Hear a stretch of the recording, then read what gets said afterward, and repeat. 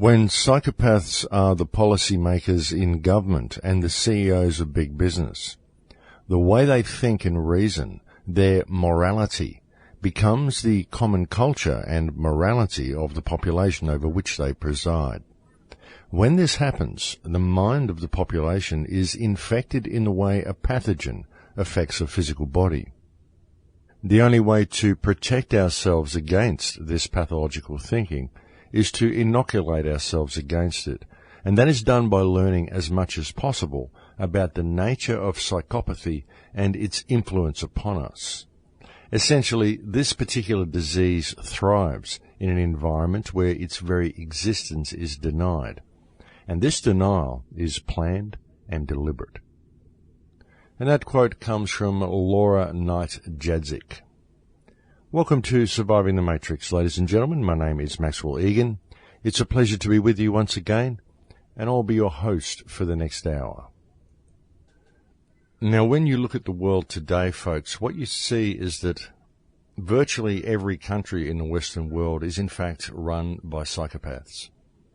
And this might seem to be a strange thing to say, and you might think that I'm generalizing here, but really it is true, because when you look at our world, it would appear that no matter how much effort we undertake personally or undertake within our communities, we never seem to be able to implement any action that affects positive change on a global scale. I mean, no matter what we do in our neighbourhoods, no matter what we do within our individual countries even, it would seem that there is always this war, there is always bloodshed, there is always starvation, homelessness.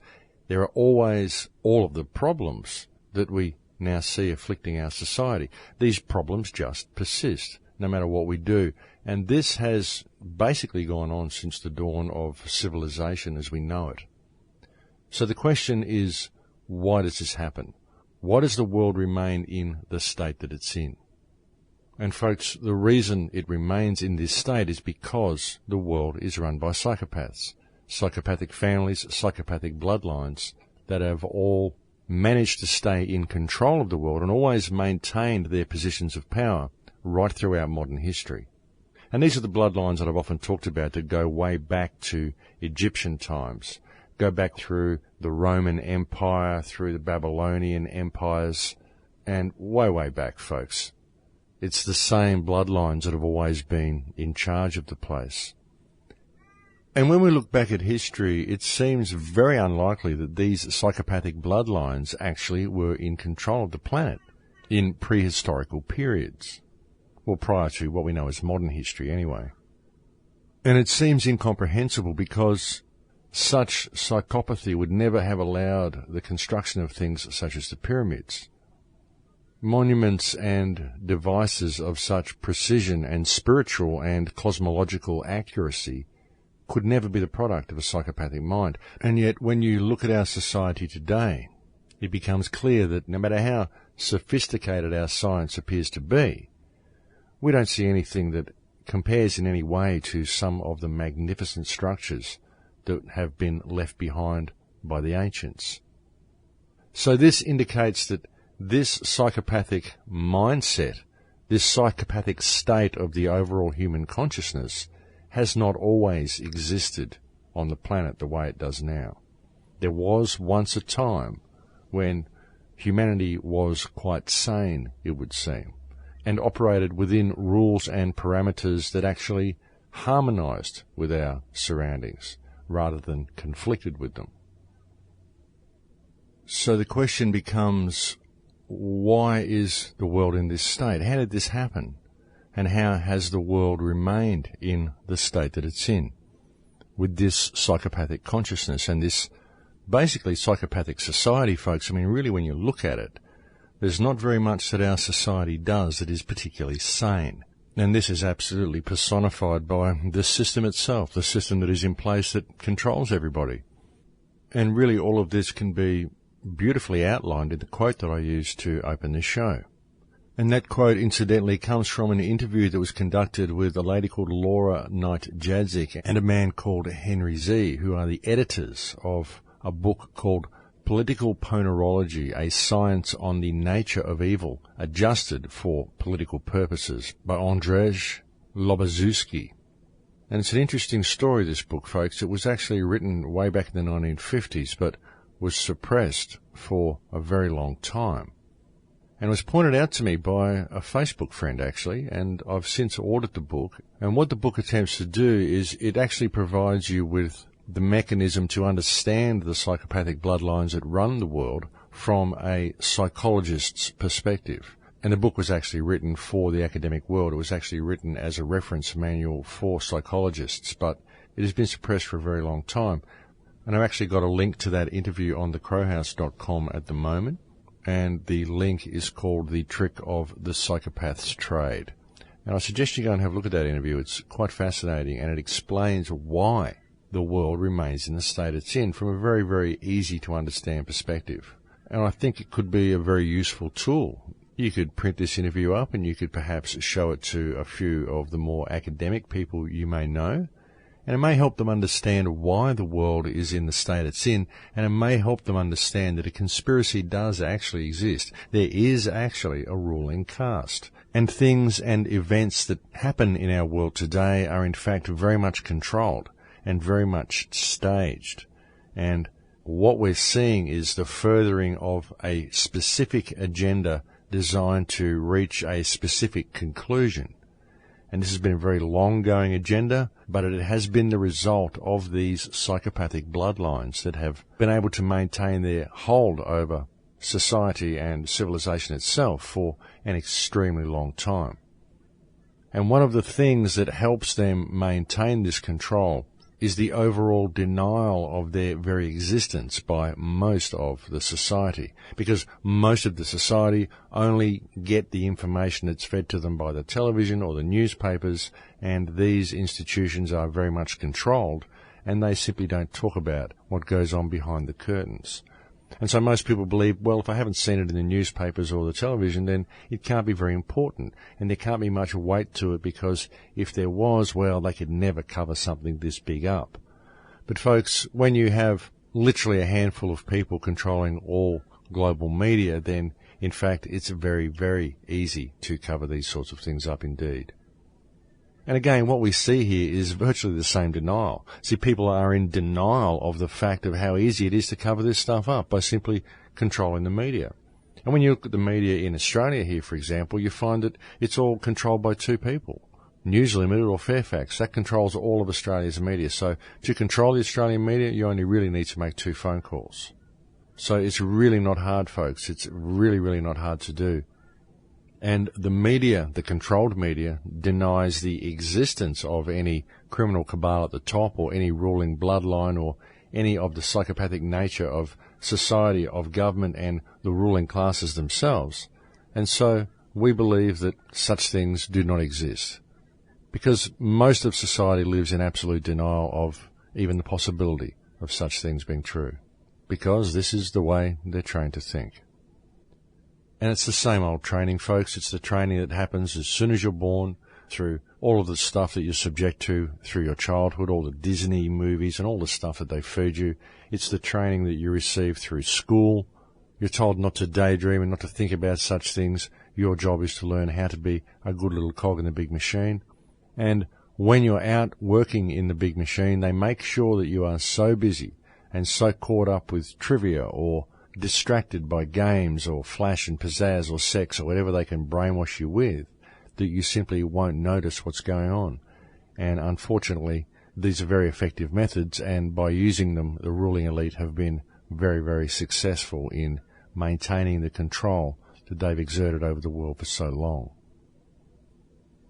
But things are getting a little bit in your face now, and that, I believe, is what is causing people to finally wake up. Because it gets to the stage where it's so in your face that, well, you'd have to be asleep not to see it. So the question then becomes, well, now we have the information, what do we do with it?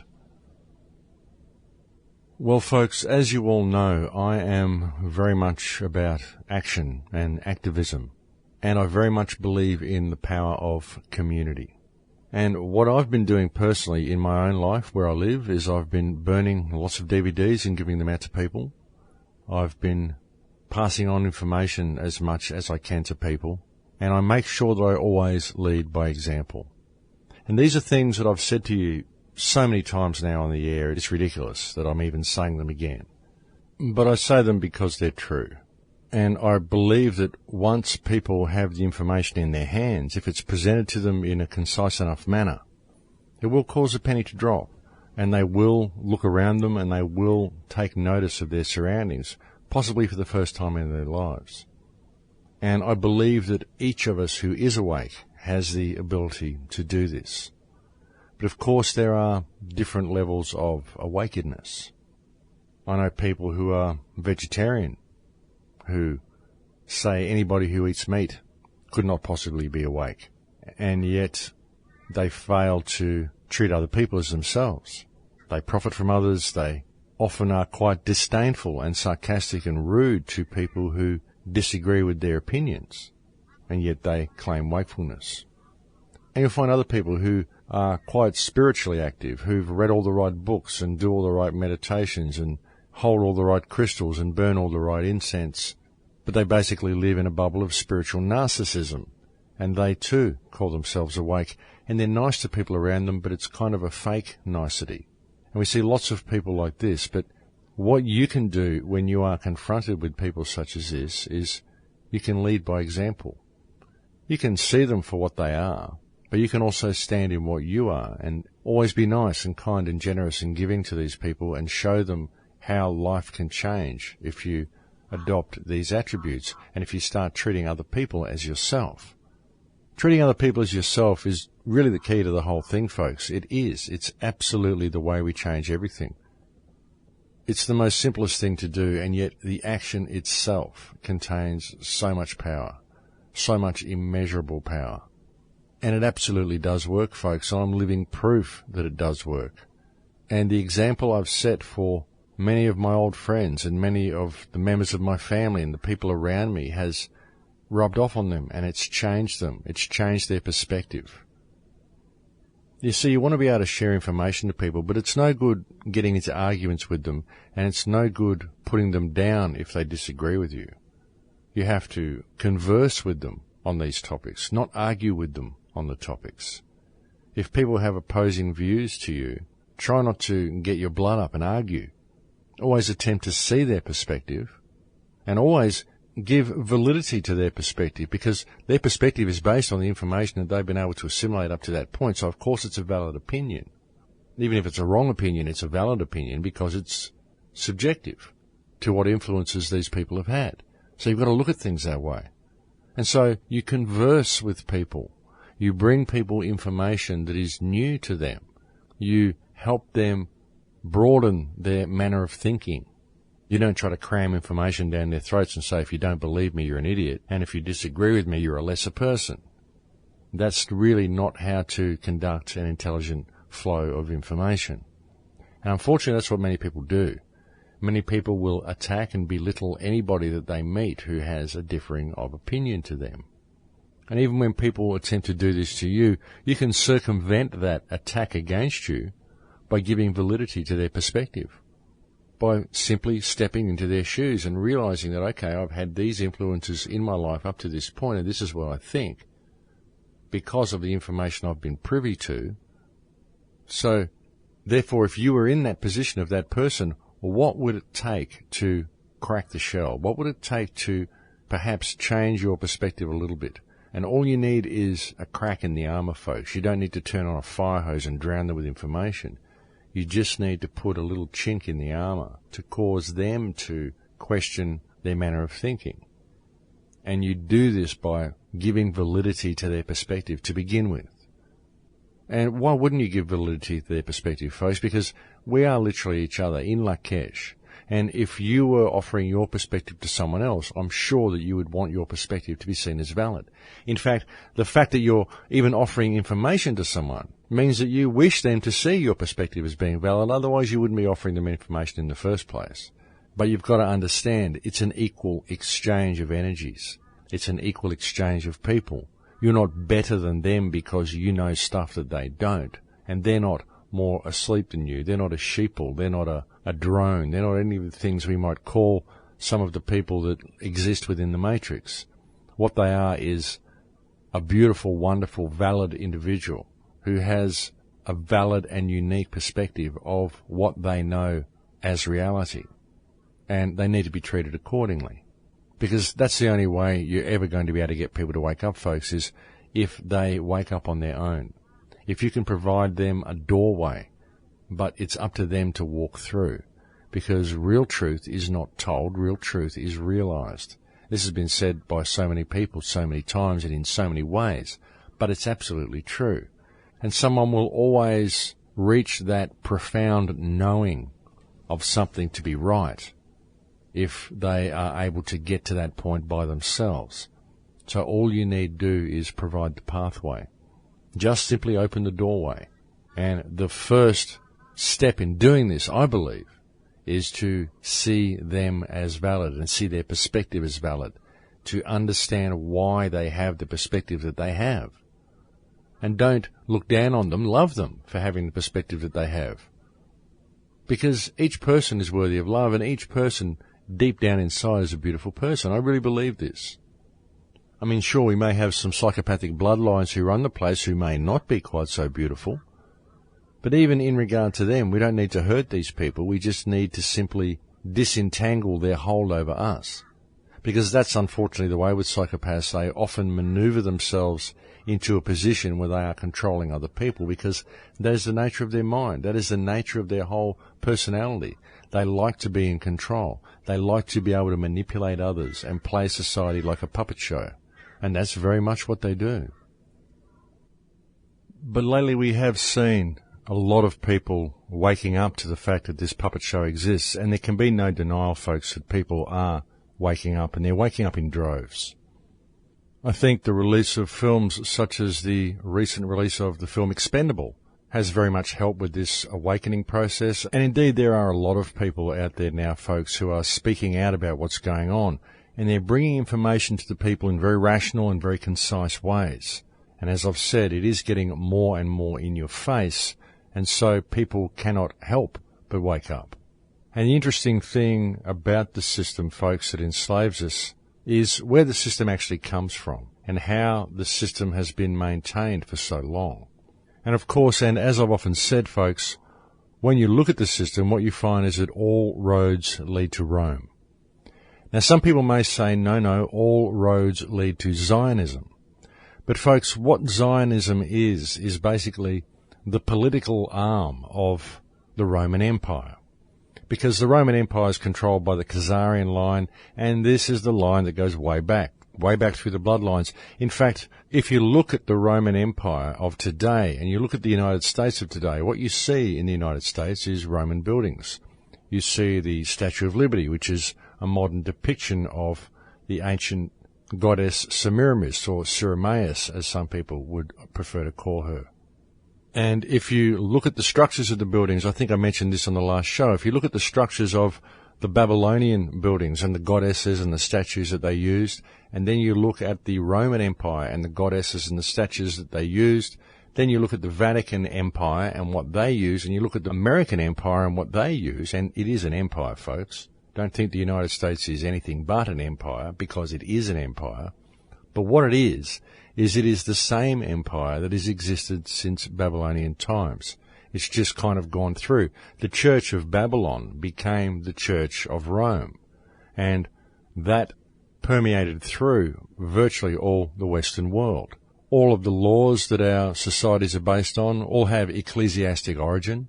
The fact that we still even use the Roman calendar is very indicative of this control that Rome has exercised over the world. But again, this is just the mechanism. The Vatican Empire and the Vatican systems that have been put in place, the calendrical system, the monetary system, the banking system, all of these things are simply mechanisms that are put in place, and the Vatican system is how they are controlled. And the reason I'm pointing all of this out is because it just makes it easier for people to be able to see how long this mechanism has actually been in place. It's been in place for literally thousands of years, folks. And the Vatican and the people who compiled the modern-day Bible are very much responsible for hiding this information from the masses and replacing it with their own version of reality. But they've left encoded within their system so much stuff that actually gives them away. So many astronomical references within the Bible, and even a lot of the artwork, folks, a lot of the artwork in some of the big chapels, some of the artwork in the Sistine Chapel, lots of this stuff all points to Egyptian cosmology. It points to things such as the Orion Nebula, which is very, very big in Egyptian cosmology, the belt stars of Orion, and always these references to Orion. It's all there encoded within the systems. It's all there right in front of your faces. You know, the Templars are involved. I mean, most of the whole Mason system, the Freemason system, is actually a Templar system. And this has kind of superimposed itself through all of the architecture and all the structures of our societies, all of which are designed to channel and manipulate energy, and all designed to perpetuate the psychopathic nature of our societies. And these people literally are psychopaths, folks. All the ruling families are connected. I mean, this is a given. All you have to do is look at the bloodlines and you find that they're all connected. I mean, what's the chances of Barack Obama being directly linked to Dick Cheney and Winston Churchill through bloodlines? I mean, it's not very likely, folks. And there are people out there who will argue, well, ultimately we're all relatives because we all come back to Adam and Eve, which is complete poppycock. And we are not all relative, folks, because even when you look at the Rh positive and Rh negative blood strains that exist on this earth, what you find is that there are two very, very distinct species on this planet, two very distinct species of human, because Rh positive and Rh negative are actually very, very different species, which each have their roots in a very different gene. So when you understand how this mechanism works and you begin to see that it's right there in front of your faces, even by virtue of the architecture that exists in all these places, and by virtue of the calendar and the legal systems and the social structure, it all becomes very, very easy to see. And so when the mechanism becomes clear to you, then it of course becomes possible for you to extricate yourself from the mechanism. But you can't do that until you know it's there. That's why so many people bring this information to you and explain how these bloodlines operate and how this Church of Babylon, which has carried itself all the way through to modern day times and has recently disguised itself as the Christian church controlled by the Vatican, actually works to exercise the control it does over every aspect of most people's daily lives without them ever knowing it. Because it's only by becoming aware of this mechanism that you're able to defeat or extricate yourself from this mechanism. As I was speaking earlier about the psychopath, it's the state of denial of this part of human consciousness and the state of denial that exists that this mechanism is real that allows the perpetuation of the mechanism. So you have to become aware that it is actually there, because that's the only way we can ever do anything about it, folks. And that's what's so good about things like the film Expendable, because it exposes the mechanism as being real, and it shows you the collusion that exists between government and police and media. So it's kind of laid the workings bare, folks, and there's going to be another film coming out soon which I believe will even help to expose this even more, and hopefully to such a degree that even a child could see it.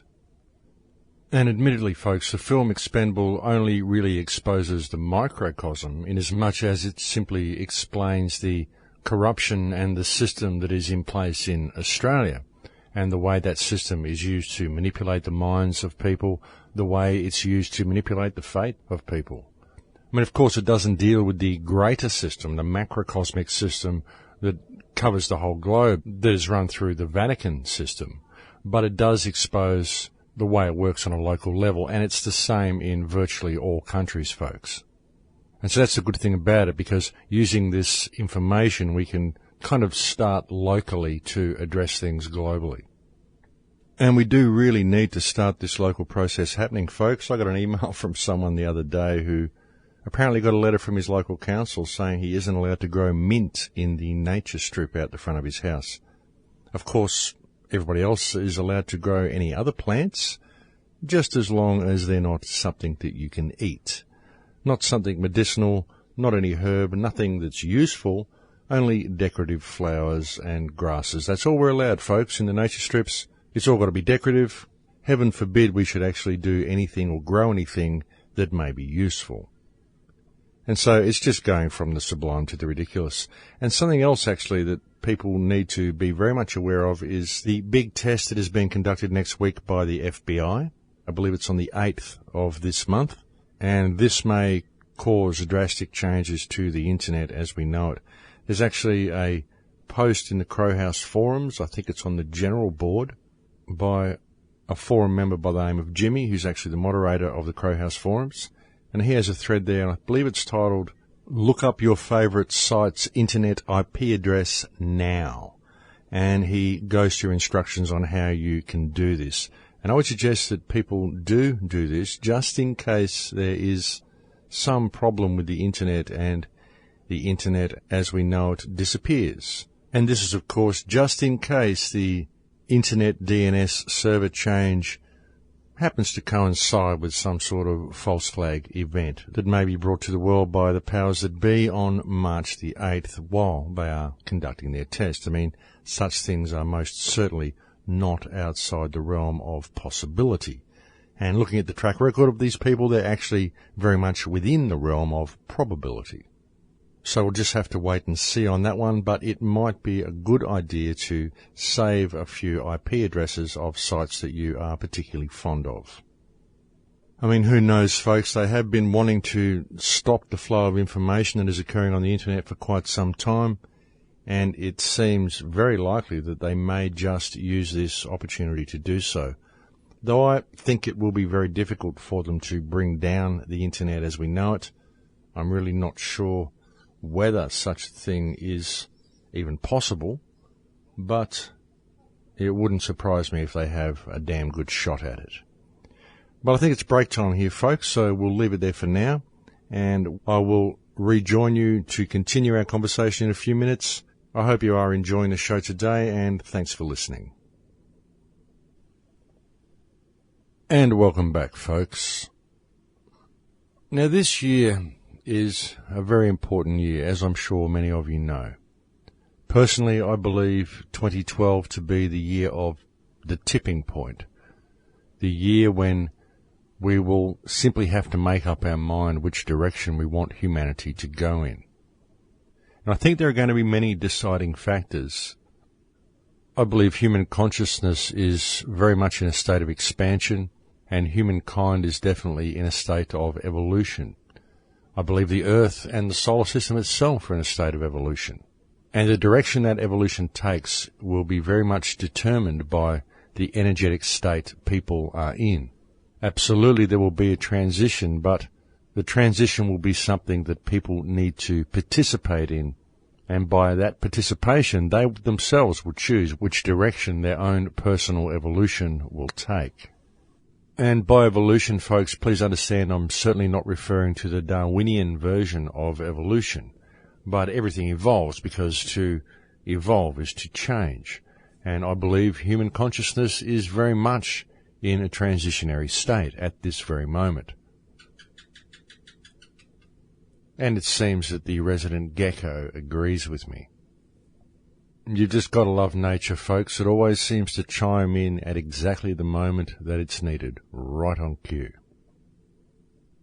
But yes, folks, human consciousness and humankind itself is most certainly in a state of transition and evolution, and there are certain forces at work that wish to control the direction this evolution will take, and what it really comes down to is the choices we each decide to make in the face of this. And of course it is a personal choice, folks, and what the choice is really of ultimately when it comes right down to the nitty-gritty is a choice between the emotion of love and the emotion of fear. You see, almost everything we do comes down to those two emotions. Some might say, well, no, it doesn't. Sometimes it comes down to an emotion of self-service, but ultimately this comes from a state of fear. So really, it's all about love and fear. And when we get to very important moments in our life and very important and transitional times in our history, the direction the entire human race takes always comes down to a choice between love and fear. Either we succumb to the system out of fear for what it may do to us, or we stand up against the system out of love for ourselves and love for our fellow humankind. And it's always been the same way all throughout history, folks.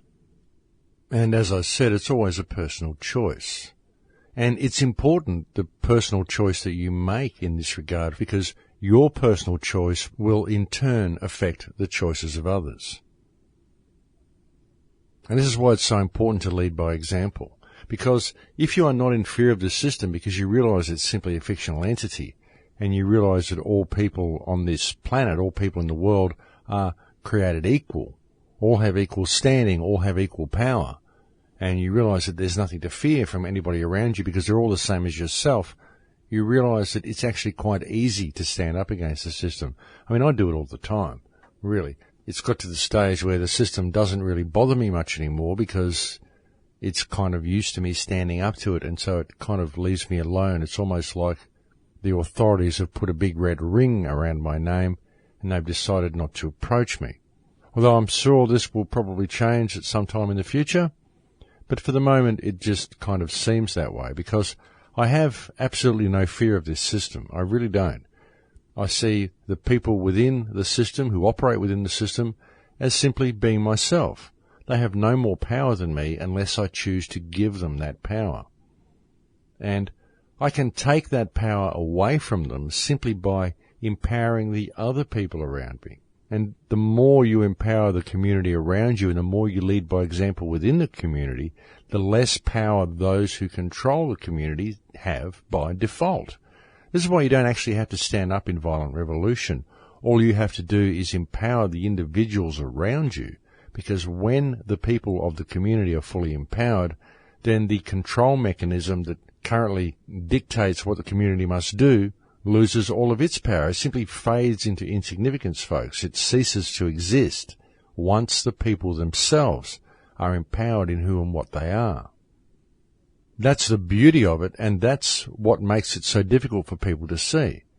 I still get letters from many people who say, oh, you're working on the side of those who control us because you're promoting non-violence, and we're never going to achieve anything with non-violence. But folks, personally, I believe we're never going to achieve anything with violence.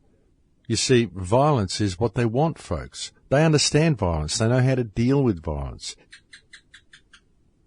And you see, the gecko agrees with me again, folks. You see, if we get violent, they can simply roll out their police forces, roll out their armed forces, and they know exactly what to do. And from that chaos, they will bring about the order that they want. But that is not the order that we want. We're only going to achieve what we need to achieve with the power of community. And when I say we don't need violence, I'm not saying you need to be a pacifist. I've said many, many times that if you are attacked, of course you need to defend yourself, but you only need to exercise enough force to repel the force that has been directed against you. You don't need to then go on the attack. I mean, even if you've got to repel the force that attacks you 50 times, and you keep repelling it, eventually it will tire and it will realize that it's not going to get through your defenses. It's not going to get through your barriers, that you are stronger than it is. But because I believe this really is a singularity of consciousness, I believe we are all connected, and I don't wish any harm to those who control society. I just wish them to come home.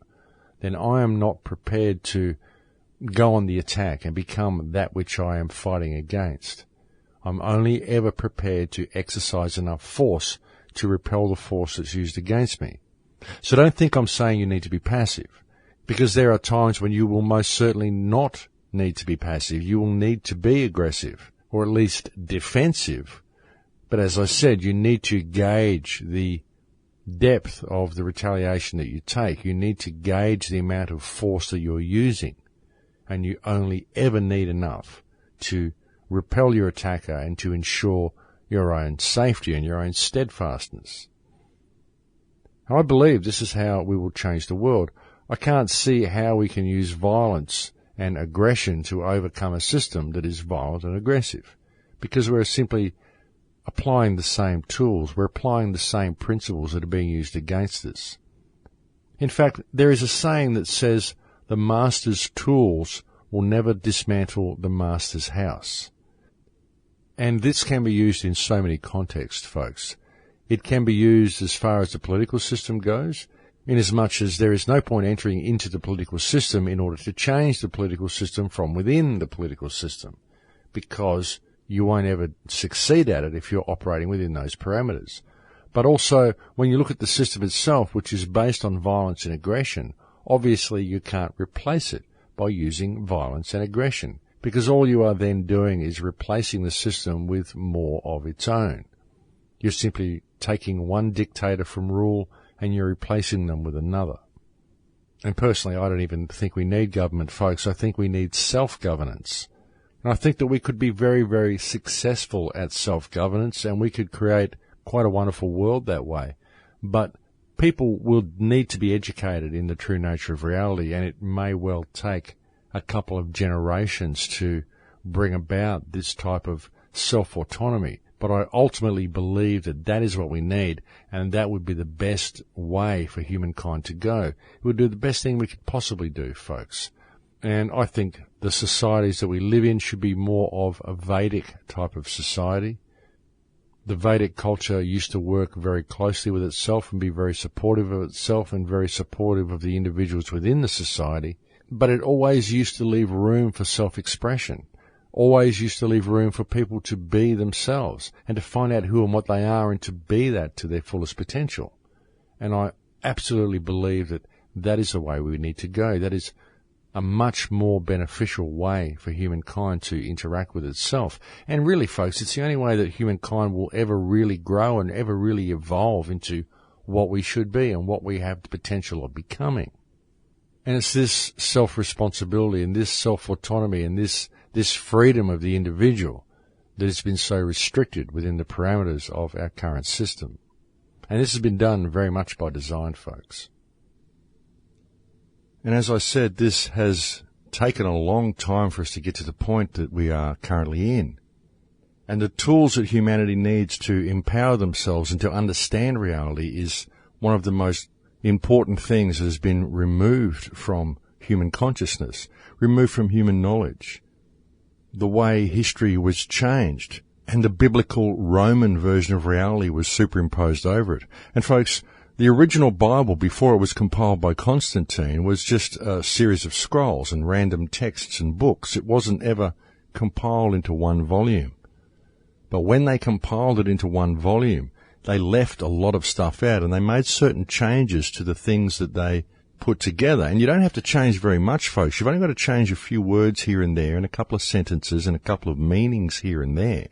And you change the entire context and you change the entire message and give people a completely different version of reality and a completely different perspective of reality than what was actually being taught by the great teachers that appear within the pages of the Bible.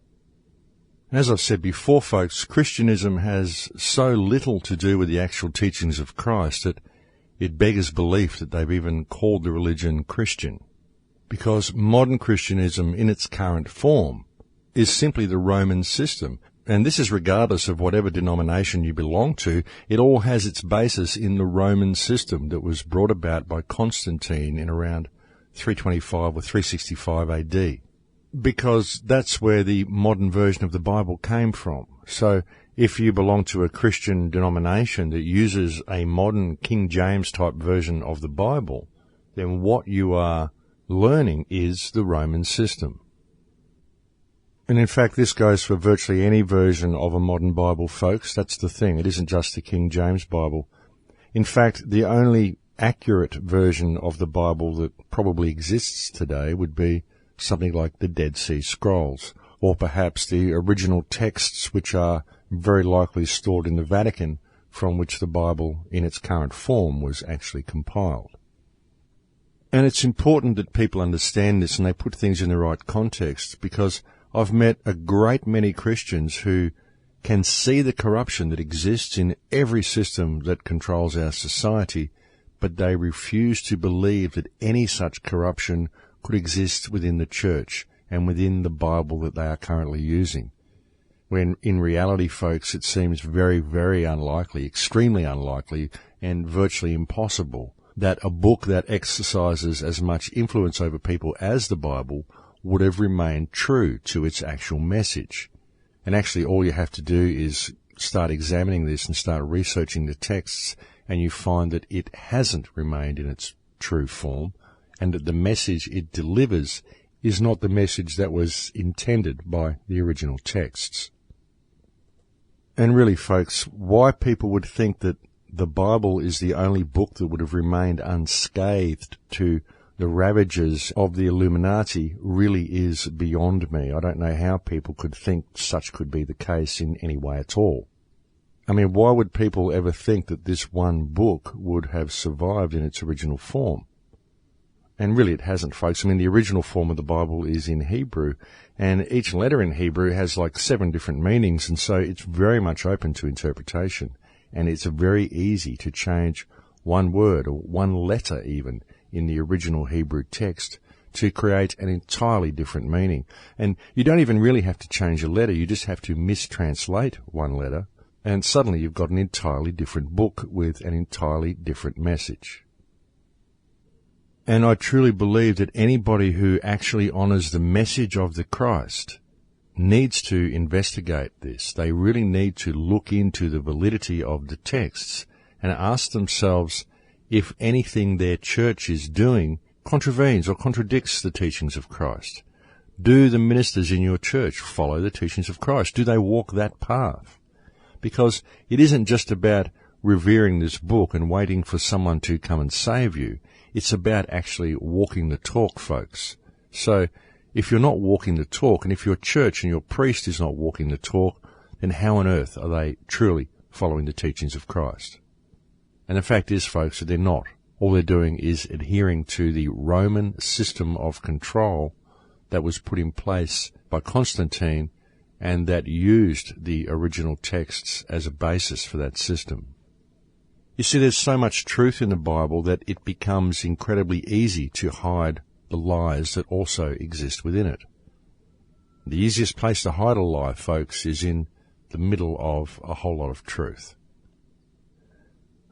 So we're getting close to the end of the show here, folks, and to just change the topic for a little while, I'd like to thank everybody who has responded in such a fantastic manner to the case of Schapelle Corby. The people who have shared the DVD Expendable, the people who shared the emergency broadcast video that I placed on YouTube, and the people who have signed petitions and have written to government ministers and are handing out DVDs.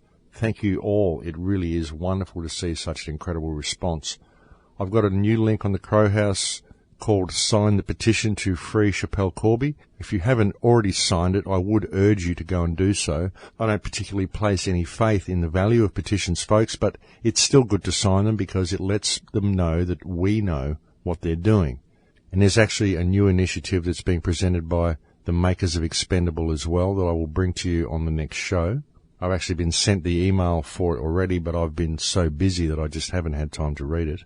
So please don't let up on this, folks. There is a Facebook page called The People for Schapelle Corby. You can go and join that as well. And do work to get the information out to people because it's an extremely important issue. Very interesting that we had a riot in Schapelle's jail last week, right on cue, just as all of this issue is coming to a head. Suddenly we have a huge riot in the jail. And this has, in many ways, provided the excuse the government needs to perhaps bring Schapelle Corby home to Australia, even if she remains incarcerated in Australia for a while. At least it gets her out of that squalid Balinese jail that she's currently in. So I do hope the government seizes this initiative and seizes this opportunity to do the right thing.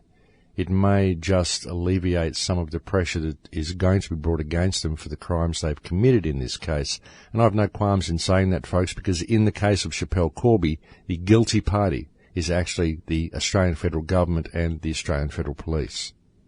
So please do support this initiative and please do not let the wave break. Keep the pressure up and keep spreading this word and keep getting the message out to people.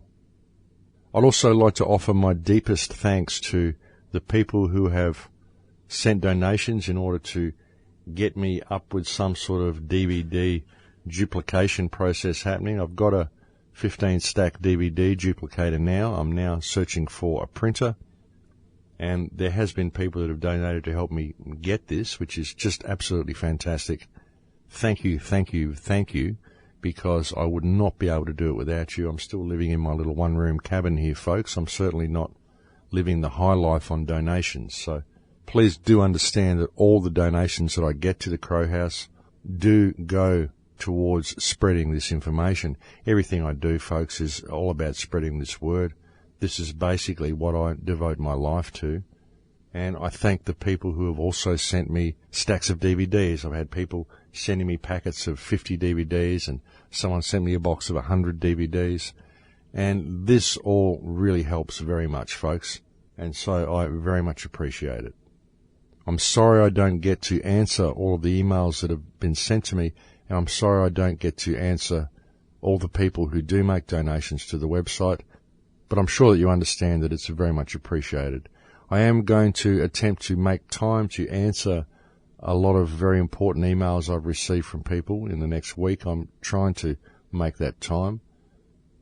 It has been quite a busy week for me with the death of my niece last Tuesday, and that has taken a big toll on the family, and it's also taken up a lot of time for me this week, so it's kind of thrown things on the back burner a little bit. And I also very much appreciate the thoughts and sentiments that were sent to me, and I have passed all of these sentiments on to my sister. I also thank all the people that sent flowers to her funeral the day before yesterday. We did receive a lot of flowers from people, and so please accept my sincere thanks and know that your thoughts were very much appreciated on the day. Life sometimes takes strange turns, folks, and I think one of the strangest periods we have ever seen is unfolding before us in the year of 2012. I think we are going to see some remarkable changes this year, and the most important thing we can do through all of these changes is to maintain our energetic state through them. Ultimately, this is the choice that we will have to make in the face of whatever is to come. You will be presented with a choice to face the event from either a state of fear or a state of love, and the choice that you make and the emotional state you center yourself in will have massive effects on the future that you experience from that point. And half the trick is being aware of it, folks. In whatever situations your life presents you with this year, just be aware of the emotional state you're in facing these choices and facing these situations, facing these crises, whatever they happen to be. I've seen amazing things happen this year already. I've been told that 2012 is the year that the portals are open and that people will transition this year. Those who wish to transition will do so anyway. And I've already had the death of an auntie and the death of a niece within 3 weeks of each other. And almost everybody I know has experienced some type of death or some type of loss within their family circle in this year already, and that was just in the first 2 months. So I can only imagine what is yet to come. For myself, I intend to make this a year of work and a year of real positive change. I intend to keep my nose to the grindstone for virtually this whole year, folks. I think that it's a very, very important milestone in our lives. And I think we're on the verge of something absolutely wonderful. And it would seem the crows agree with me, folks. I seem to have an awful lot of crows hanging around at the moment. So any bird noises you hear in the broadcast today are completely beyond my control, I'm afraid. But after all, it is the Crow House, and so what do you expect? And so, yes, folks, a year of change is what we've been expecting from 2012, and it certainly has every indication of being just that. Changes in almost every aspect of our lives, I imagine. Many changes that we really do not want to see as well. For example, the corporate change that is happening to YouTube is happening this week. It is happening on the 7th of March, and this is the day before the FBI commandeers the servers. And so that's quite interesting. The new corporate YouTube look is, of course, designed to kill all social networking on YouTube and make every channel a very bland and very samey type of channel. None of people's playlists will play in the right order from this point on. None of the comments that people make on their channels will be visible. And it really is the death of YouTube. Many people who have put years of work into building their channel and creating backgrounds and logos and banners for their channels will all lose this work. And it is really quite disgusting to see how little regard for the people the corporate entities that run YouTube are showing to their patrons. It really is. I mean, they create something like YouTube and they get the people to build it up to the wonderful state that it's currently in, and then they take it all away from them and roll out their corporate model over the top, regardless of the wants, the desires, or the needs of the people. And we see this happen in so many ways throughout our society, and we are also seeing it online. There'll be very, very big attempts to control the online situation this year because the truth is rampant online, and the powers that be are going to a massive amount of effort in order to stamp out the knowledge that people are getting from online sources. So yes, folks, March 7th and March 8th will be a very interesting couple of days. And hopefully I will still be able to see you and talk to you next week. Hopefully the internet as we know it will not disappear completely. But, well, you just never know with these people, folks. They're likely to try anything, simply because they can. And it's no good thinking that they won't do it because it may disturb the people. They might cause some discomfort to people, because disturbing the people and causing discomfort for the overall population seems to be the typical action of government and corporate interests these days. It's all about more for them and less for everybody else. And that, unfortunately, is the flavour of the corporate world in which we currently live. But I think I've reached the end of the show here now, folks. We are pretty well out of time for the day. And so I'm going to have to leave it here and hope that I can speak to you again next week. Please do stay strong in the face of all the things that we will face this year. Stay true to yourself. Stay true to the people around you. Stay true to your heart. Know who you are, be who you are, and stand in the power that you inherently have, and do not let anyone remove that power from you. It's been a pleasure speaking to you again today. Know that I do love each and every one of you, and I'll look forward to speaking to you again soon. Please take very good care until then. In Lakesh.